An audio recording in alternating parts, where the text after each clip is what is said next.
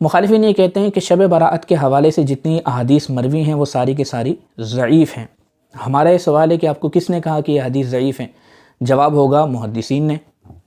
وہی محدثین جنہوں نے کہا کہ یہ حدیث ضعیف ہے، وہی یہ فرماتے ہیں کہ فضائل اعمال میں ضعیف حدیث معتبر ہوتی ہے۔ کیوں عوام کو آپ گمراہ کر رہے ہیں کہ ایک بات کو بیان کرنا، دوسری بات کو چھپا دینا؟ یہ علمی خیانت ہے۔ جب آپ کوئی دینی بات بتا رہے ہیں تو پھر آپ اس کو پوری وضاحت کے ساتھ بتائیں، تو آدھی بات بتا کر عوام کو گمراہ نہ کریں۔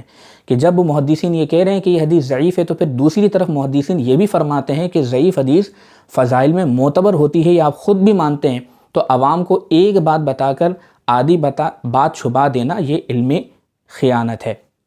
دوسری بات یہ ہے کہ محدثین ایک اور بات بیان فرماتے ہیں کہ ضعیف حدیث تعدد طرق سے حسن بن جاتی ہے، اور شب برات کے حوالے سے جو احادیث مروی ہیں یہ متعدد طرق سے مروی ہوئی ہیں، لہذا یہ تعدد طرق کی وجہ سے ضعف سے نکل کر حسن بن چکی ہیں۔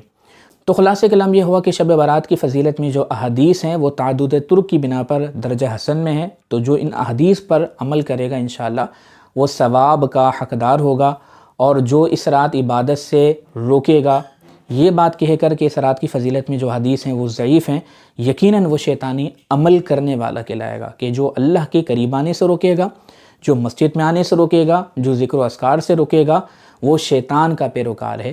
کیونکہ اللہ نے کسی رات میں عبادت کرنے سے منع نہیں کیا، کسی رات میں اجتماعی طور پر ذکر و اذکار سے منع نہیں کیا، بلکہ یہ صحابہ کا طریقہ ہے۔